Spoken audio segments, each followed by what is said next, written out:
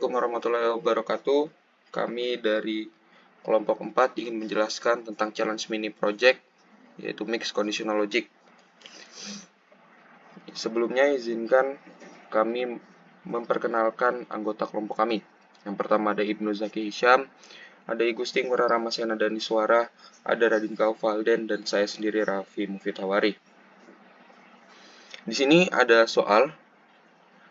Yang pertama itu ada input, umur penonton, hari, weekday atau weekend, dan VIP yes atau no. Ada kondisi jika umur kurang dari 13 wajib ditemani orang dewasa dan ditampilkan peringatan. Ada juga harga tiket. Di sini harga tiket itu terbagi menjadi dua kategori. Yang pertama ada biasa. Jika ada biasa dan ada VIP. Jika memilih biasa, maka pada weekday mendapatkan harga 40.000 dan jika pada weekend mendapatkan harga 50.000. Kalau memilih VIP, maka pada weekday mendapatkan harga 70.000 dan di weekend mendapatkan harga 90.000. Ada juga kondisi jika umur di atas 60, maka mendapatkan diskon sebesar 20% dan output total harga plus keterangan status. Nah, di sini ada sinteks dari apa yang kami kerjakan. Kita mulai dari console write. Console write ini fungsinya untuk menampilkan teks tanpa pindah baris. Kita masukkan umur penonton. Lalu di sini menggunakan integer umur karena nanti inputnya berupa angka. Lalu ada console readline, ini membaca input user berupa string. Lalu integer parse ini mengubah input string menjadi integer dan disimpan pada variabel umur. Kemudian ada console write, di sini fungsinya sama seperti yang di atas tadi, menampilkan teks tanpa pindah baris. Lalu di sini kita menggunakan string karena ingin inputnya itu berupa kalimat.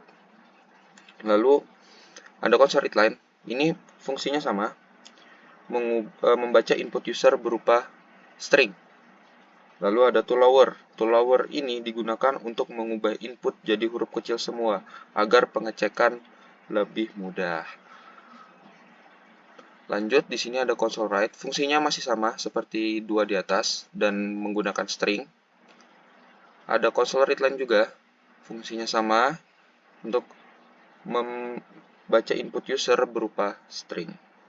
Dan ada toLower untuk mengubah input jadi huruf kecil semua agar pengecekan lebih mudah. Nah, jadi selanjutnya di sini saya akan menjelaskan tentang validasi VIP. Nah, di kode ini ada if VIP input tanda seru sama dengan kutip yes dan VIP input tanda seru sama dengan kutip no. Nah, jadi misal kalau kita inputnya itu yang lain, misal kayak cuman huruf Y doang atau yang lain, enggak yes begini, itu akan muncul note kayak gini, input VIP tidak valid, harus yes atau no. Jadi kita menginputnya itu harus mengetik yes atau no. Nah, selanjutnya ini ada bool is VIP sama dengan VIP input sama dengan yes. Jadi kita ini mengubah VIP input ini menjadi variabel baru is VIP. Nah, jadi variabel is VIP ini dia boolean. Boolean itu adalah kayak true dan false gitu. Nah, jadi kita mengecek yes ini true. Jika no berarti false, berarti user bukan VIP. Kalau orangnya ketik ini yes di sini di terminal berarti true, dia itu VIP. Nah, selanjutnya ini int harga sama. Di sini kita menyiapkan variabel harga untuk harga tiket bioskopnya untuk dipakai di codingan selanjutnya. Pertama kita punya dua informasi penting, hari weekday dan weekend. Terus juga ada is VIP. Nah, is VIP ini adalah apakah pelanggan termasuk VIP atau bukan. Logika program ini menggunakan nested if, yaitu kondisi if di dalam if lainnya. Tujuannya supaya keputusan harga lebih spesifik. Cara kerja kodenya itu, jika hari adalah weekday, maka program masuk ke blok khusus weekday. Jika hari adalah weekend, maka program akan masuk ke blok khusus weekend.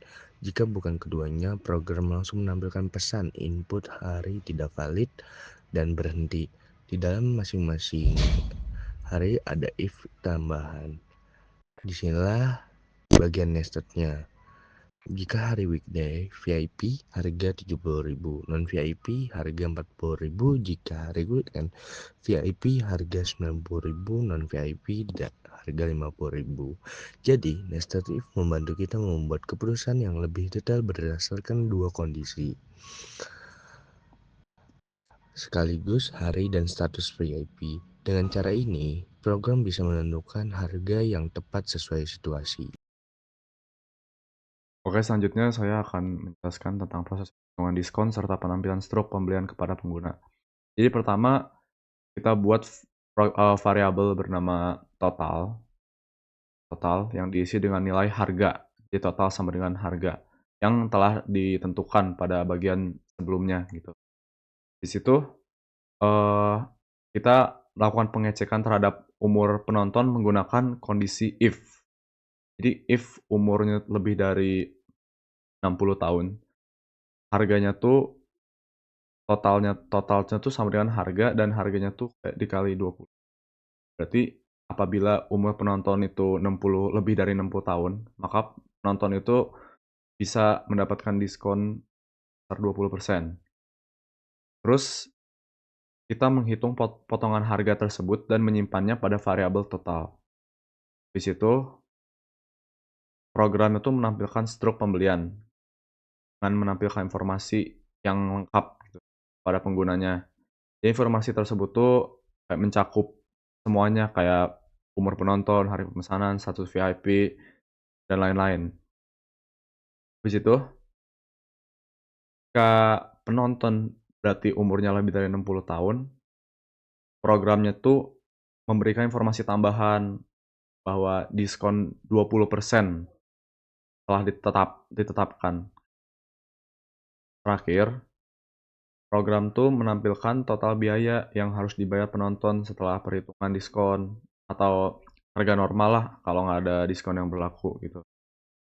Jadi secara keseluruhan, bagian keempat yang saya jelaskan ini, itu tuh untuk menghitung potongan harga bagi penonton lansia dan memberikan seluruh informasi transaksi dalam bentuk struk pembelian yang lengkap.